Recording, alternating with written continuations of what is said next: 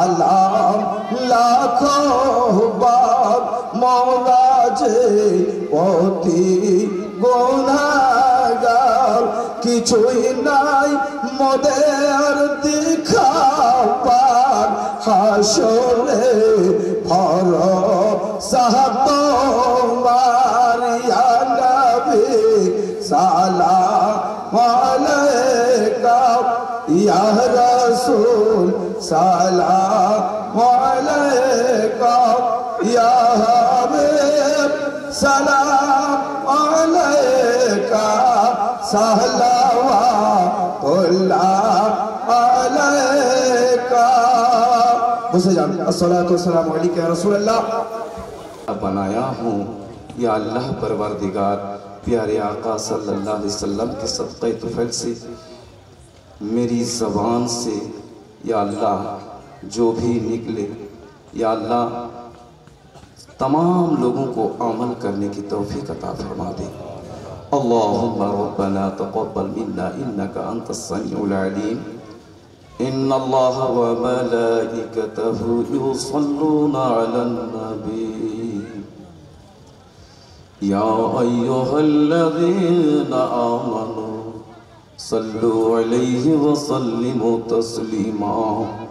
अल्लाहुम्मा सल्लि अला सय्यिदिना मौलाना मुहम्मदिन बारिक व सल्लिम।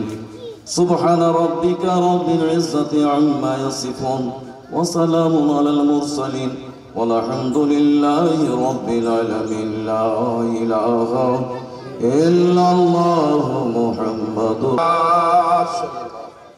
चरम परम सुसम्मानित श्रद्धाभाजक डाइसे उपस्थिति ओलामाए दीन আমন্ত্রিত ওলামায়ে দ্বীন মাহফিলে উপস্থিতি আমার ইসলাম দরদি হিতাকাঙ্ক্ষিত চাচা ও বাবারা ও ভাইরা দূরবর্তী নিকটবর্তী খাওয়াতিনে হযরত মায়েরা বোনেরা সকলের প্রতি এই গুনাহগারের তরফ থেকে আন্তরিক ভালোবাসা ও শুভেচ্ছা জানাই। আসসালামু আলাইকুম ওয়া রাহমাতুল্লাহি ওয়া বারাকাতুহু।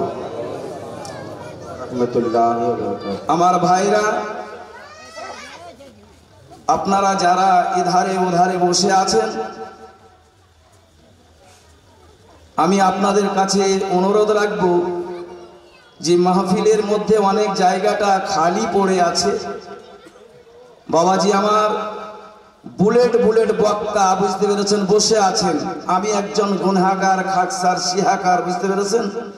ইনশাআল্লাহ খুব সংক্ষিপ্ত আকারে দু চারটি কথা বলে আমি আমার বক্তব্যের ইতি করব।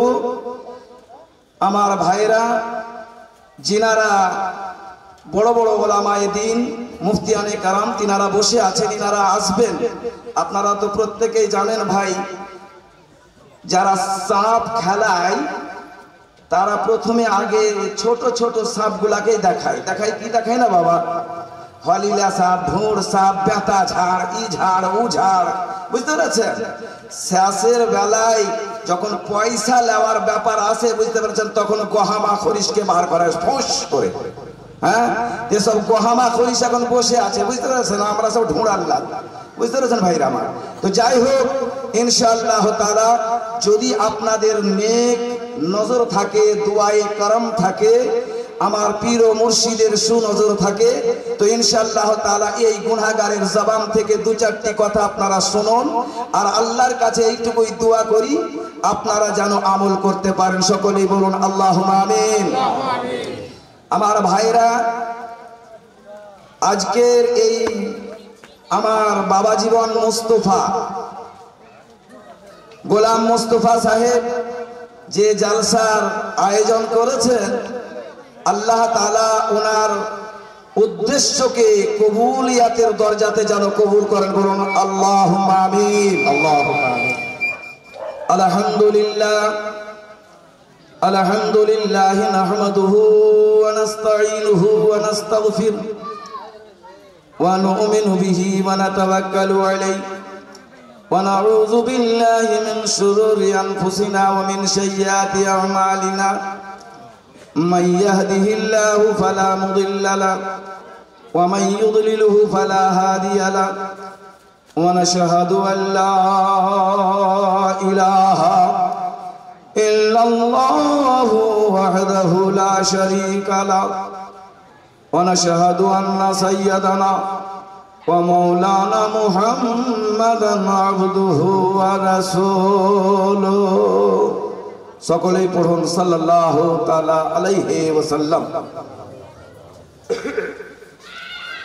أعوذ بالله من الشيطان الرجيم بسم الله الرحمن الرحيم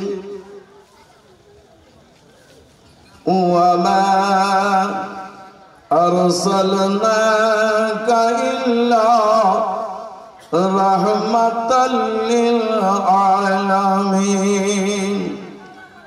صدق الله المولانا العظيم وصدق رسوله النبي الأمين المتين المبين الكريم ونحن على ذلك من الشاهدين والشاكرين والحمد لله رب العالمين। समस्त प्रशंसा तारीफ व तौसीफ अर्चना आराधना उपासना से महान अल्लाह पाक रब्बुल आलमीनेर निमित्ते जिनि एक व द्वितीय वहदाहु ला शरीक व नदी अनंत वसीम मा आमिनार लाल मरुर दुलाल विश्व ब्रह्मांडेर हेलाल कुल कायनातेर नेता उदार चेता विश्व रवि प्रेमेर छवि नूरेर नबी आकाय नामदार मदीनार ताजदार मक्कार सरदार नाइबे परवरदिगार सय्यदुल मुरसलीन रहमतल लिल आलमीन राहतुल आशिकीन मुरादुल मुस्तकीन शम्सिल आरिफीन सिराजिस सालिकीन मिसबाहिल मुक़र्रबीन मुहिब्बिल फुक़राइ वल गुरबाइ वल मसाकीन सय्यदिस सकलैन नबिय्यिल हरमैन इमामिल क़िबलतैन वसीलतना फिद दारैन साहिब क़ाब क़ौसैन महबूब रब्बुल मशरिक़ैन वल मग़रिबैन जद्दिल हसन वल हुसैन मौलाना व मौला सकलैन अबिल क़ासिम मुहम्मद सल्लल्लाहु तआला अलैहि वसल्लम बिन अब्दिल्लाह नूरम मिन नूरिल्लाह या अय्युहल मुस्तक़ून बिनूरि जमालिही सल्लु अलैहि व अला आलिहि व सहबिही व सल्लिमु तस्लीमा। तिनार प्रति लक्ष कोटी दरूद व सालामेर शांतिर धारा बर्षित होक अर्पित होक सकलेई समासुरे मोहब्बतेर सहित बोलुन आल्लाहुम्मा आमीन। मुअज्जाज मोहताराम सामीने हजरत आमार चिराचरित पेशागत अभ्यास अनुयायी महफिलेर जे कोनो महफिलेर शुरूतेई आमार बयान शुरू करार पूर्वे आमी আমার একটা অভ্যাস রয়েছে দুই এক কলি গজল শরীফ পাঠ করা। তো আপনারা সকলেই বলুন আলহামদুলিল্লাহ। আলহামদুলিল্লাহ। ভাইরা আমার, আজকে এই পবিত্র সভাতে আপনারা এসেছেন, আমরা উপস্থিত হয়েছি, এই জালসায় হাজির হয়েছি। এই হাজিরিটাকে আল্লাহর দরবারে লাখো কৃতজ্ঞতা ও শুকরিয়া জানিয়ে বলুন আলহামদুলিল্লাহ। আর একবার বলুন আলহামদুলিল্লাহ। কারণটা কি জানেন? আমি বাড়ি থেকে নিয়ত করে এসেছি মাধবপুর যাব জালসা করতে। আচ্ছা বলেন, যদি আমার পাটা প্যারালাইসিস হয়ে যেত তাহলে কি আমি আসতে পারতাম? আপনার যদি কিছু হয়ে যেত তাহলে কি আপনি আসতে পারতেন? আসতে পারতেন না। তাহলে সুস্থ শরীরে আল্লাহ পাক আপনাকে এই জায়গায় হাজির করেছে, যার পরিপ্রেক্ষিতে আরো একবার আল্লাহর দরবারে কৃতজ্ঞতা জানিয়ে বলুন আলহামদুলিল্লাহ। জোরে সোরে বলুন আলহামদুলিল্লাহ। ভাইরা আমার, একবার মোহাব্বতের সহিত একবার দরুদ শরীফ পড়ুন। আল্লাহুম্মা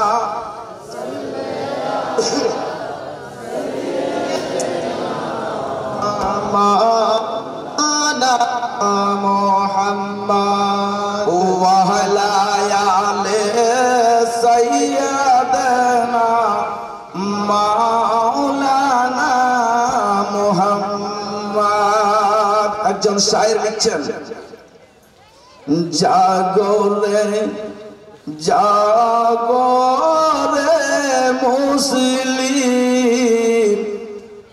জাগরে মুমিন, জাগরে জাগরে মুসলিম, জাগরে মুমিন, হেলাতে কাটাইলি জীবন, হেলাতে কাটাইলি দিন, জাগরে মুমিন। বলুন সুবহানাল্লাহ। ভাইরা আমার, এখনো টাইম রয়েছে।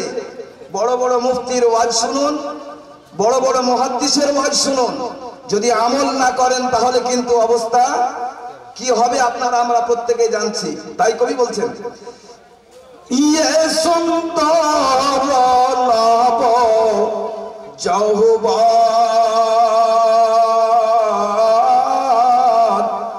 কবরে হবে বাবা পোকার ভক্ষণ। ইয়ে সুন্দর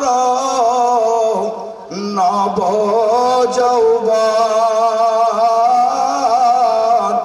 কবরে হবে পোকার ভক্ষণ। ও তোর পাকা ভুরু পাকা নয়ন, ও তোর পাকা ভুরু পাকা নয়ন, মাটিতে হবে বিলীন, জাগরে মুমিন।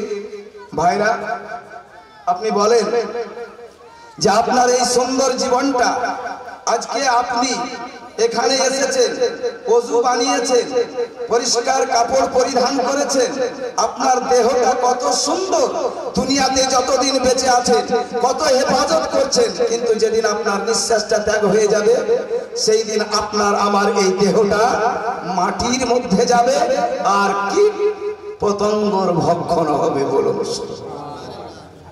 ভাইরা আমার, যেদিন আপনার আমার নিঃশ্বাসটা ত্যাগ হয়ে যাবে বাবা, যেদিন আপনি আমি মৃত্যুবরণ করব, যেদিন আপনার বডিটা আপনার বারান্দায় পড়ে থাকবে, সেই দিন আপনার আমার হাত উঠবে না, মুখ খুলবে না, চোখ খুলবে না, কেবল কি হবে? কাঁদবে রে তোর মাতা পিতা, কাঁদবে রে তোর আপন ভ্রাতা।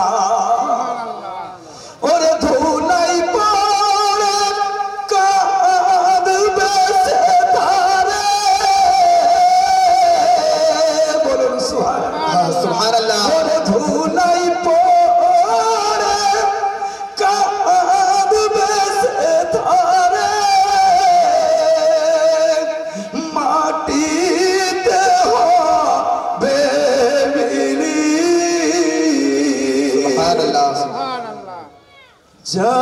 জাগরে মুসলিম, আল্লাহুম্মা সাল্লি আলা সাইয়্যিদিনা মাওলানা মুহাম্মদ ওয়া আলা আলি সাইয়্যিদিনা মাওলানা মুহাম্মদ। সাল্লাল্লাহু আলা মুহাম্মাদিন, সাল্লাল্লাহু আলা মুহাম্মাদ। হরদম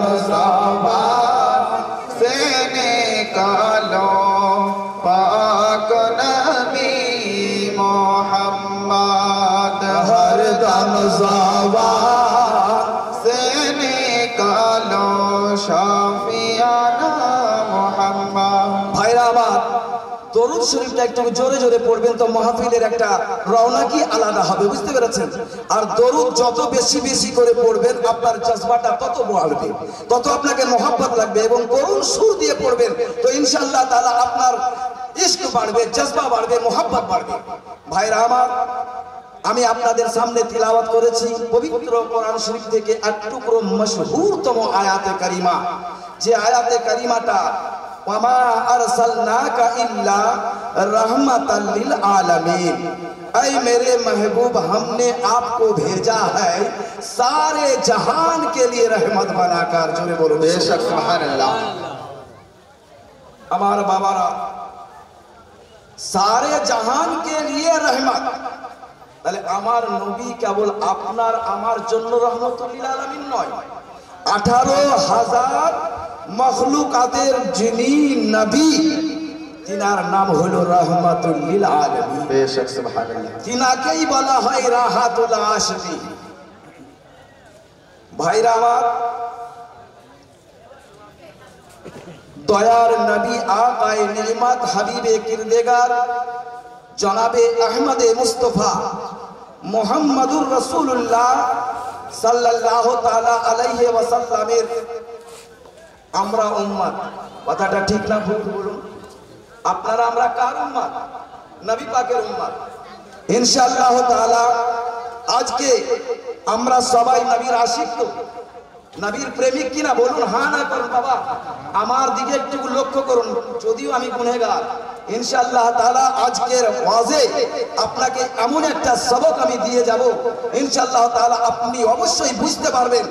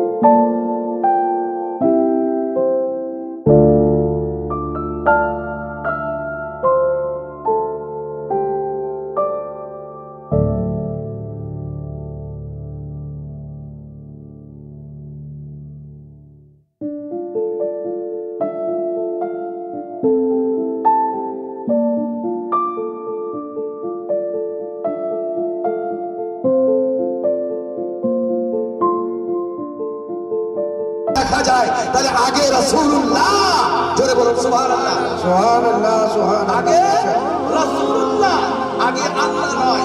কারণ আল্লাহ তাআলা নিজের রুবুবিয়তকে জাহির করার জন্য आमना के लाल को दुनिया में भेजा है, आमना के लाल को दुनिया में भेजा है, अब्दुल्लाह के बेटा बनाकर दुनिया में भेजा है। वो मुसलमान गुनाहगारेर दिक दिए যদি দেখা যায়, জিয়াগারের দিক দিয়ে যদি দেখা যায়, বদকারের দিক দিয়ে যদি দেখা যায়, পাপীর দিক দিয়ে যদি দেখা যায়, তো আগে রাসূলুল্লাহ, তারপরে আমার আল্লাহ।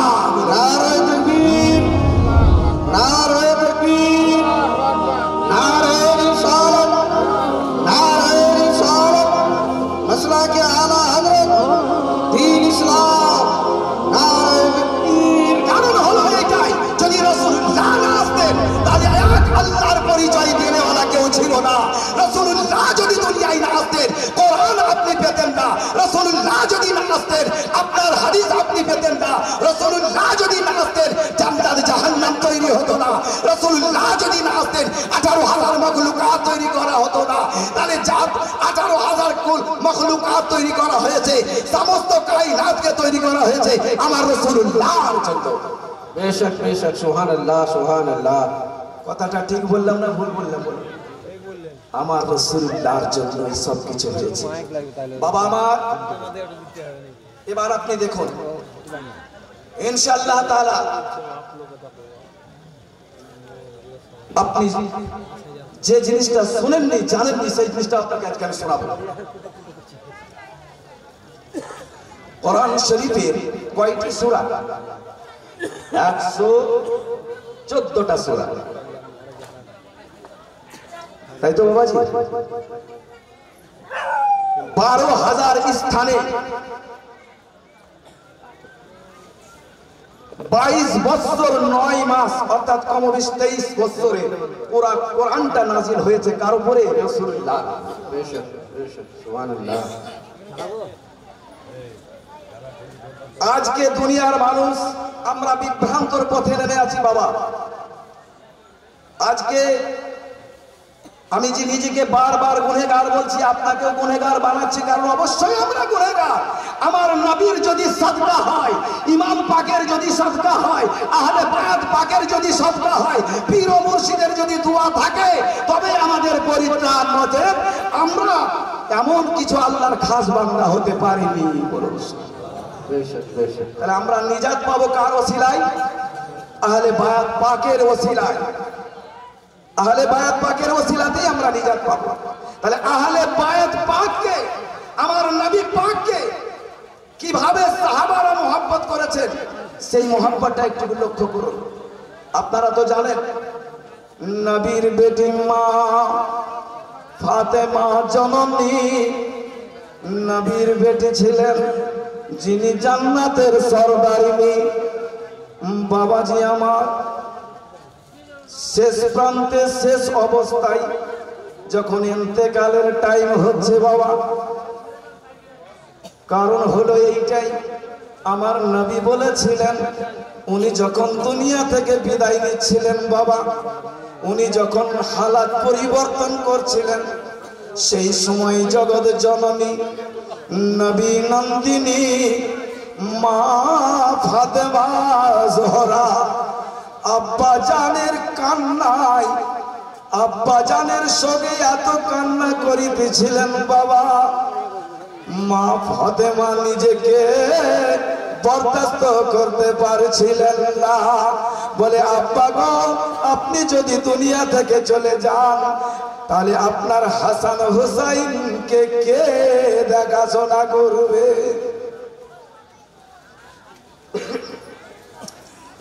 হযরত মা ফাতেমা জোহরা রাদিয়াল্লাহু তাআলা বাবা অত্যন্ত কান্না করিতেছেন।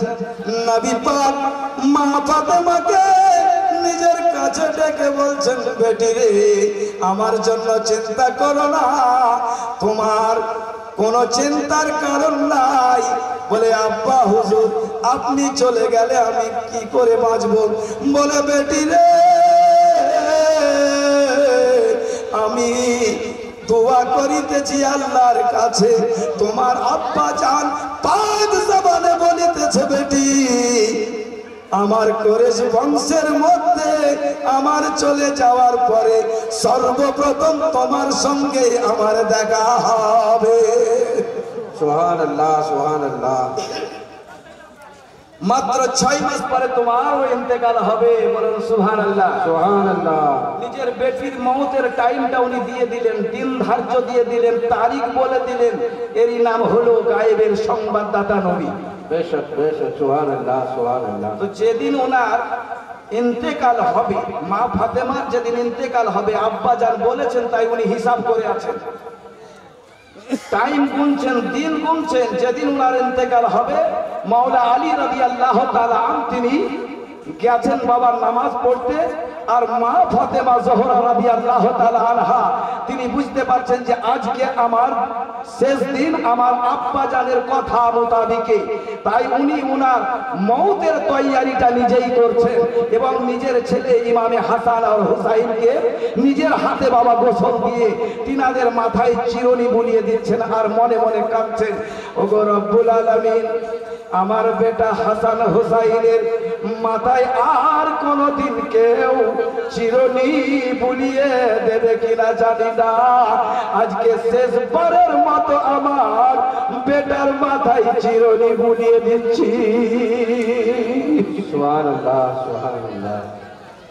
দয়ার নবী প্রেমের ছবি আর হবে না জগতে, দয়ার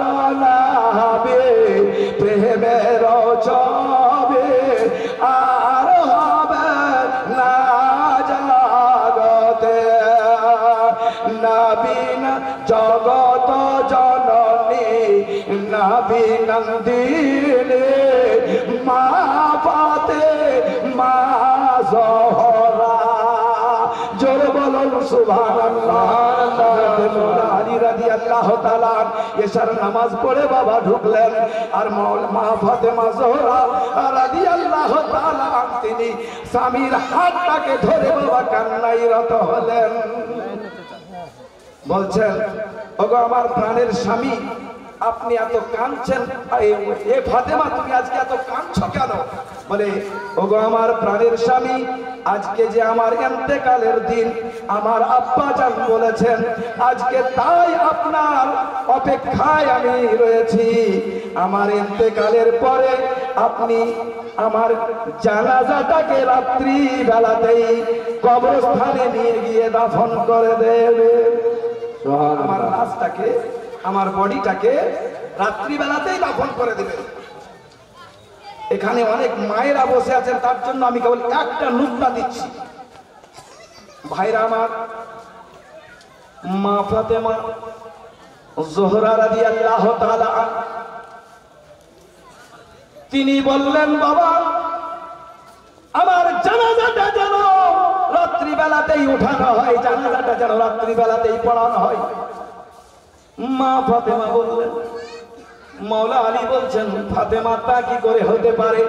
তুমি নবীর বেটি, সারা আরব দেশের মানুষ তোমার জানাজায় শরীক হবে।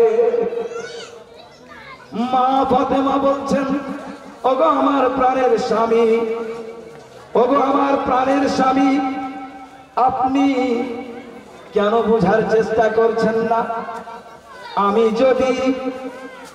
আমার যদি দিনের বেলাতেই কাফন দাফন হয়ে যায়, আমার বডিটা যদি আপনি খাটের মধ্যে নিয়ে যান, তাহলে সারা দুনিয়ার মানুষ একটা আন্দাজা লাগিয়ে নেবে নবীর বেটি ফাতেমা কতটা লম্বা ছিল।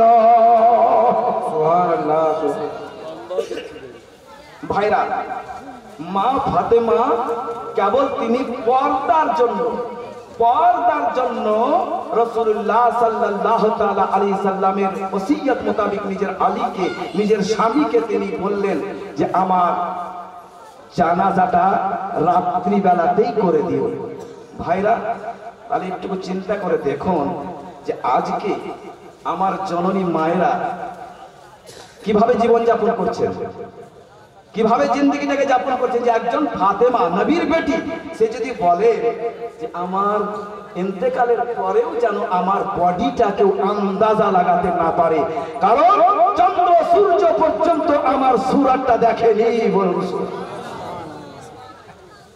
আমি যখন নিজের ইচ্ছাকৃত পার হয়েছি আকাশের দিকে, তবু আমি সূর্যকেও পর্দার মধ্যে দেখেছি। বলুন, মা ফাতেমা এতটা পর্দা করতেন।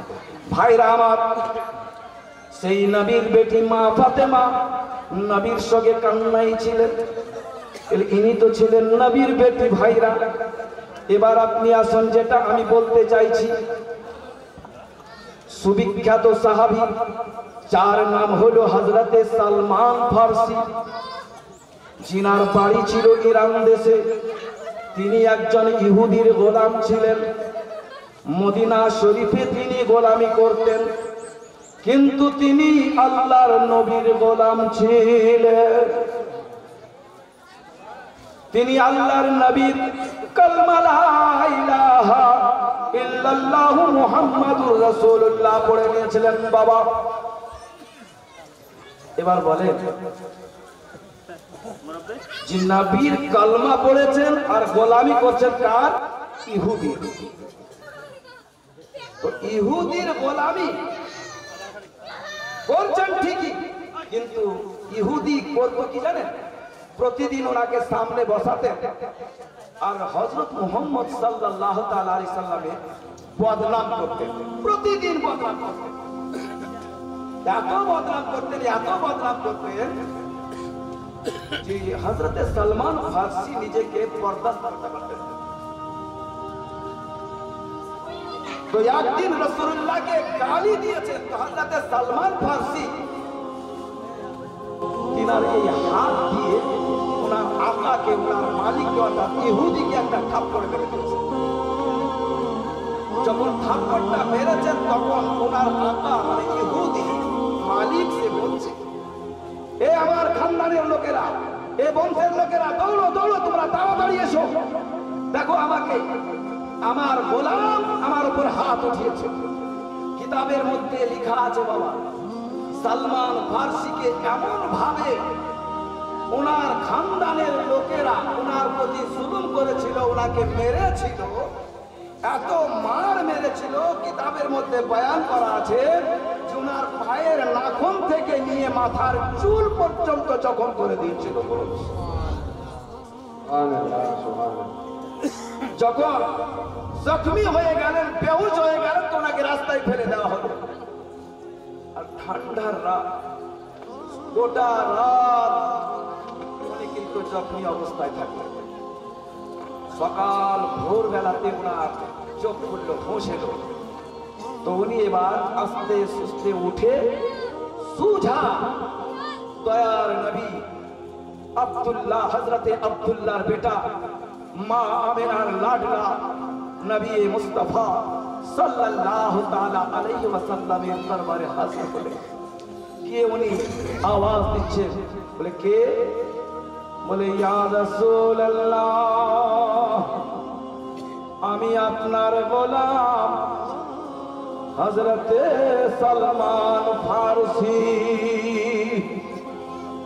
সঙ্গে সঙ্গে নবী পাক দরওয়াজাটা খুললেন। বলে আরে সালমান, তোমার এই হালতটা কেন, এই অবস্থা কেন?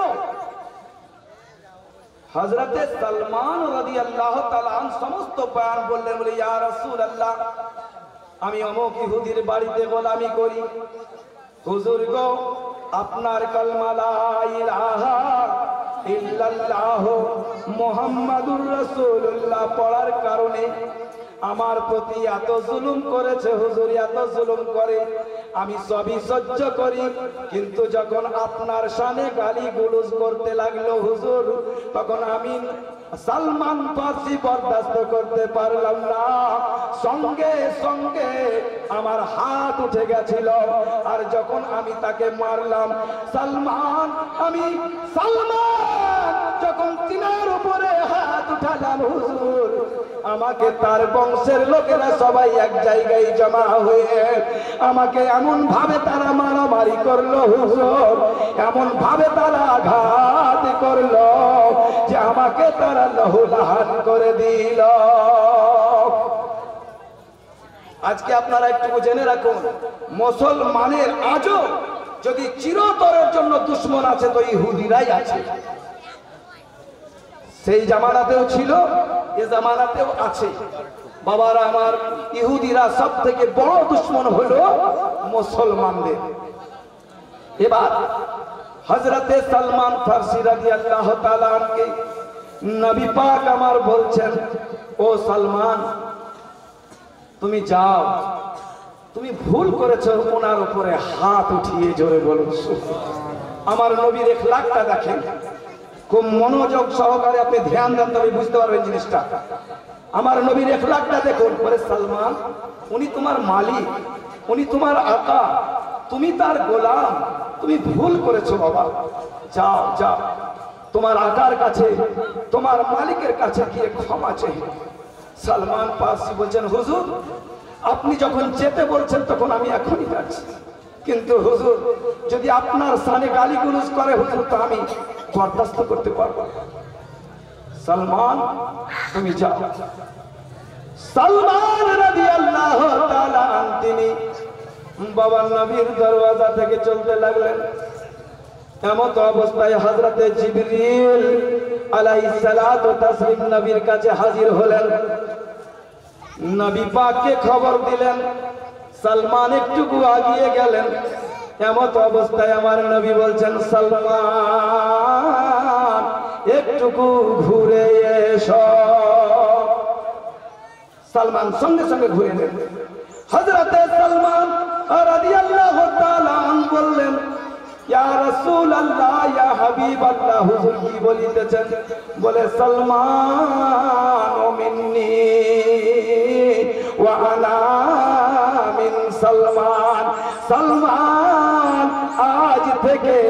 আমি তোমার আর তুমি হয়েছো আমার।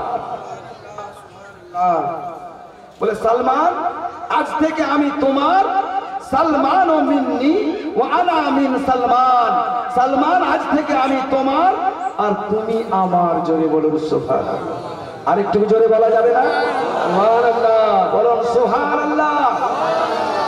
ভাইরা আমার, হযরতে সালমান রাদিয়াল্লাহু তাআলা আনহু তিনি বললেন সুবহানাল্লাহ। নবী এত বড় কথা বললেন যে সালমান আজ থেকে তুমি আমার, আমি তোমার। সালমানের সমস্ত দুঃখ, সমস্ত ব্যথা, সমস্ত বেদনা হারিয়ে গেল। সুবহানাল্লাহ সুবহানাল্লাহ। আবার তিনি চলে গেলেন। বলে সালমান আরেকটা কথা শোনো। বলে ইয়া রাসূলুল্লাহ কি বলছেন? বলে সালমান আমাকে জিবরিল আরেকটা কথা দিল, সারা দুনিয়ার মানুষ জান্নাত জান্নাত করবে, আরে জান্নাত করবে সালমান সালমান। সুবহানাল্লাহ সুবহানাল্লাহ। দুটো সুসংবাদ দিয়ে দিলেন রাসূলুল্লাহ। তিনি এত আনন্দ হলেন, এত খুশি হলেন যে তিনার সমস্ত ব্যথা বেদনা দূর হয়ে গেল। এবার উনি তাড়াতাড়ি আনন্দের চিত্তে গেলেন। যাওয়ার পরে সঙ্গে সঙ্গে ওনার আকা ইহুদিকে বললেন আমাকে ক্ষমা করে দেন, আমাকে মাফ করে দেন, আমি আর এইরকম কাজ করব না। উনাকে ক্ষমা করে দিলেন আর উনি ইহুদির গোলামি করতে লাগলেন। এবার 2 দিন 4 দিন 5 দিন বাবা ফের রত হয়। আবার একদিন ইহুদি ওনাকে সামনে বসিয়েছে, আলোচনা করে সামনে বসিয়ে নবী পাকের শানে আবার গুস্তাখি আরম্ভ করেছে, আবার গালি। যখনই গালি দিয়েছে হযরতে সালমান ফারসি রাদিয়াল্লাহু তাআলা আনহু যে থাপ্পড়টা মেরেছিলেন তার থেকে দ্বিগুণ জোরে আবার থাপ্পড় মেরে ওনার আকাকে উঠিয়ে ফেলে দিয়েছে। যখন উঠিয়ে ফেলে দিয়েছে তখন তাড়াতাড়ি ওনার বংশের লোকেরা সব তাড়াতাড়ি চলে এসে আবার ওনাকে লহুলাহান করলো, আবার ওনাকে লহুলাহান করলো। এত মার মারলো, এত মার মারলো, একদম লহুলাহান করে ওনাকে রাস্তার মধ্যে শুইয়ে দিল। হযরতে সালমান ফারসি রাদিয়াল্লাহু তাআলা আনহু বাবা নবীর দরওয়াজায় চলে গেলেন। নবীর দরওয়াজায় গিয়ে আবার দস্তক দিচ্ছে। বলে নবী বললেন কে? বলে হুজুর আমি আপনার গোলাম হযরতে সালমান ফারসি। নবী পাক দরওয়াজা খুললেন। দরওয়াজা খোলার সাথে সাথেই বলছে সালমান আবার তোমাকে কে মারলো? বলে হুজুর গো আমার ওই আকা, আমার ওই মালিক আমার উপরে অত্যাচার করেছে হুজুর, আমার দ্বারাই বরদাস্ত করা যায়নি। ইয়া রাসূলুল্লাহ নবী গো আপনার সাথে গুস্তাখি করবে আমি সব কিছু বরদাস্ত করতে পারি নবী, আপনার গুস্তাখি বরদাস্ত করতে পারবো না। সুবহানাল্লাহ। নারে তাকবীর, নারে রিসালাত, নারে রিসালাত, মাসলাকে আলা হযরত দ্বীন ইসলাম। কারণ হলো নবী হযরতে সালমান বলছেন যে ইয়া রাসূলুল্লাহ आसमान बना तो आपके लिए, जमीन बना तो आपके लिए, समा बना तो बनी तो आपके लिए। তার জন্য বললেন লা ইলাহা ইল্লাল্লাহ মুহাম্মাদুর রাসূলুল্লাহ। বলে হুজুর আমি আপনার কালেমা পড়েছি আর এই কালেমার আমি গুস্তাখি হতে দেব না। আজকে আপনারা প্রত্যেকেই টিভি চ্যানেলে দেখতে পাচ্ছেন ওয়াসিম রেজভী আজ কোরআনের 26টি আয়াতকে নিয়ে কি শুরু করে দিয়েছে। মুসলমান আজকে আপনার জন্য আমার জন্য বড় দুঃখজনক ব্যাপার যে সারা দুনিয়া বদলে যেতে পারে, কোরআনের একটা অক্ষর পরিবর্তন হতে পারে না।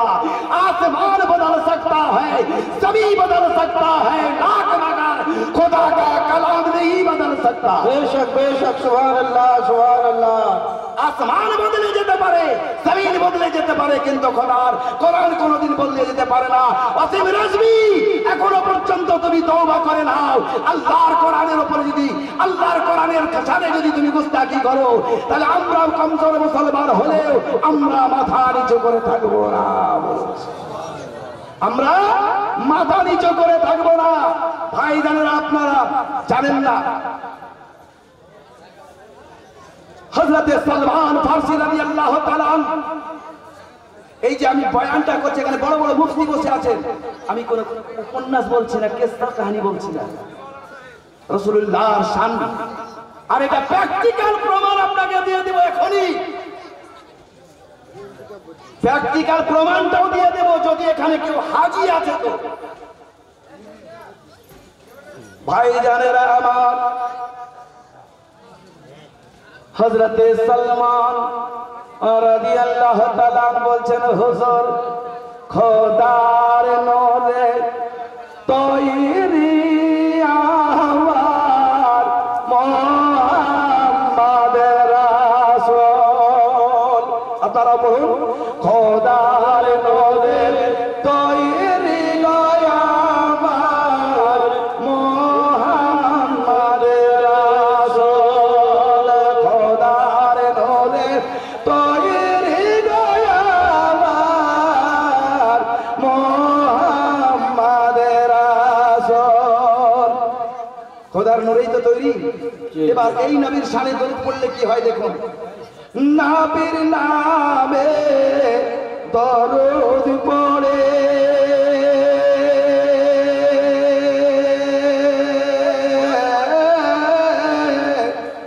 মিজানেতে বসিব চড়ে। আমিন আমিন সুম্মা আমিন। মিজান কাকে বলছেন? তারাজু, যে হাসরের ময়দানে ওজন হবে আপনার নেকিবদি। তার জন্য আশিক বলছেন, প্রেমিক বলছেন, আমার মতো আপনার মতো গুনাহগার বলছেন। কি বলছেন? নবীর নামে দরুদ পড়ে মিজানেতে বসিব চড়ে, অগো পাপ পুরে হালকা হবে, অগো পাপ পুরে হালকা হবে, না হবে নেকির সমাগম। খোদার নূরে তৈরি আমার মুহাম্মাদের রাসূল। জোরে জোরে বলে মুহাম্মাদের শহীদ। খোদার নূরে তৈরি আমার মুহাম্মাদের রাসূল। নবীর নামে দরুদ পড়লে কি হবে? আরো দেখুন কবি কি বলছেন, ও ভয় করি না জাহান্নামে,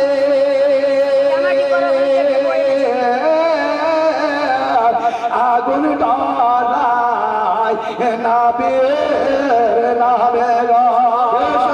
সুবহানাল্লাহ সুবহানাল্লাহ। ভয় করি না জাহান্নামে, আগুন ডরাই নবীর নামে গো। ওরে তাই রবানা নিরাদামে আগুন হবে ভোর। খোদার নূরে তৈরি গয়া আমার মুহাম্মাদের রাসূল। খোদার নূরে তৈরি গয়া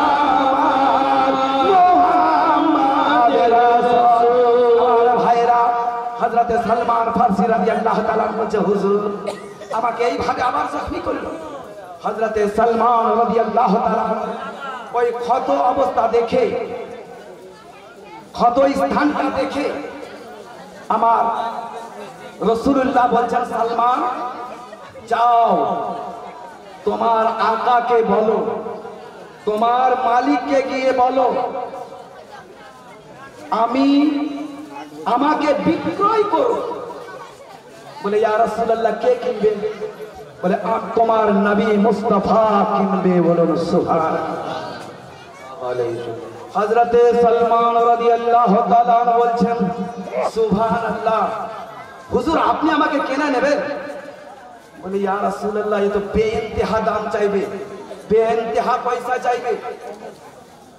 বলে সালমান, তোমার নবীর জবান দিয়ে বার যেটা হয় সেটা কখনো পরিবর্তন হয় না। জোরে বলুন সুবহানাল্লাহ, সুবহানাল্লাহ। যাও, তোমার আকাকে গিয়ে বলো, তোমার মালিককে গিয়ে বলো, কত টাকা দিলে, কত সম্পত্তি দিলে তোমাকে আজাদ করে দেবে বলো। যাও গিয়ে বলো।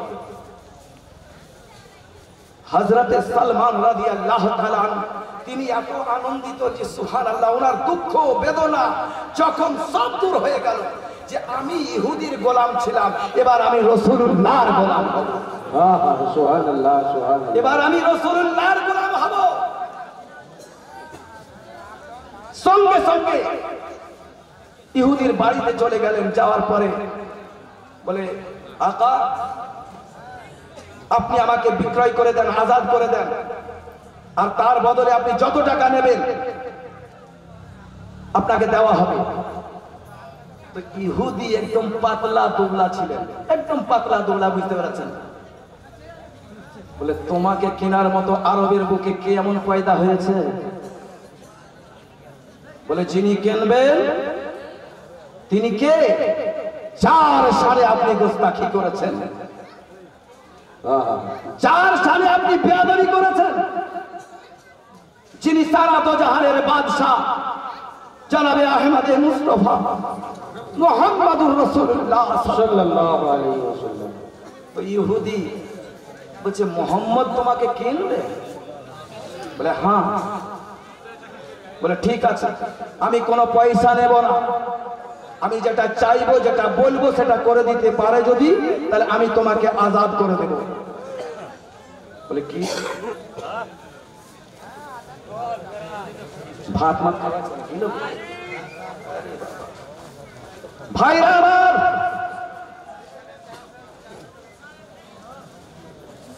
সঙ্গে সঙ্গে ইহুদি বলছে, মজা খাচ্ছে, মানে একটা গরিবের যেন একটা এনকার করা হয়। হযরত মুহাম্মদ সাল্লাল্লাহু আলাইহি সাল্লামের উপরে বলে, তোমাকে কিনবে? বলে, ঠিক আছে চলো।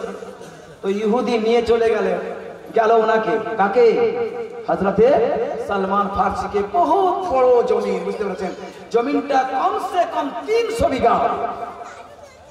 বলে, দেখো এই জমিনটা দেখতে পাচ্ছ, এই জমিনটা পুরোটা আমার, এই 300 বিঘা জমিন আমার।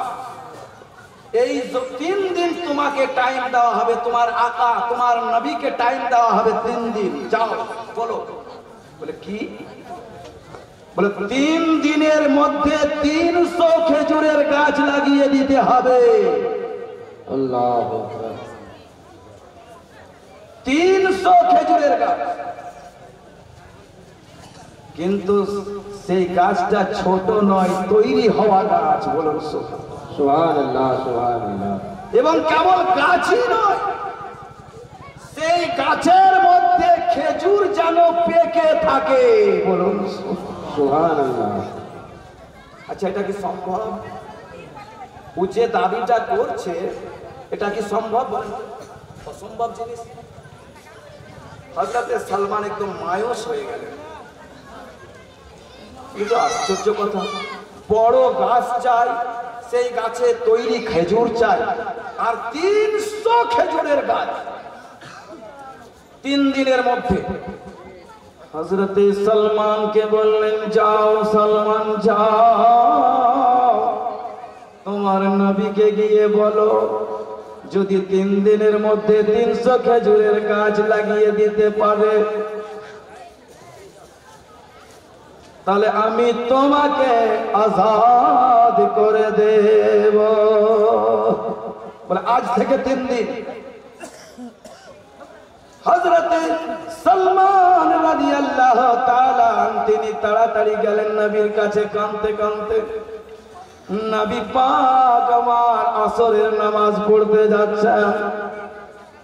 আসরের নামাজ পড়লেন। নামাজ পড়ার পরে হযরতে সালমান নবীর সামনে গিয়ে মুসাফা করলেন, মুআনাকা করলেন। বলে, সালমান তুমি কাঁদছো কেন? বলে, হুজুর গো, মনের মধ্যে একটা বিরাট আশা করেছিলাম যে ইহুদির গোলামিটা ছেড়ে দিয়ে নবীর গোলামি করার সুযোগ পাবো, কিন্তু হুজুর নবী গো এই গুনাহগারের সেই সুযোগটা হলো না। নবী বলছেন কেন? বলে হুজুর টাকা চাইছে না, জমিন চাইছে না, এমন প্রশ্ন করেছে হুজুর, এমন জিনিস চাইছে যেটা কখনোই সম্ভব নয়। আচ্ছা বলেন তো, একটা খেজুরের গাছ কি যে কোনো একটা গাছ যদি আপনাকে বলি ভাই একটা 3 দিন একটা আমের গাছ তৈরি করে দিতে হতে পারবে? আমাকে আমি পারবো? কোন মৌলবীকে যদি বলেন তো পারবে? কোন মুফতিকে যদি বলেন তাহলে পারবে? পারবে কি বলেন না? হযরতে সালমান রাদিয়াল্লাহু তাআলা বলছে হুজুর 300 খেজুরের গাছ লাগিয়ে দিতে হবে, আর খেজুর যেন পাকা হয়।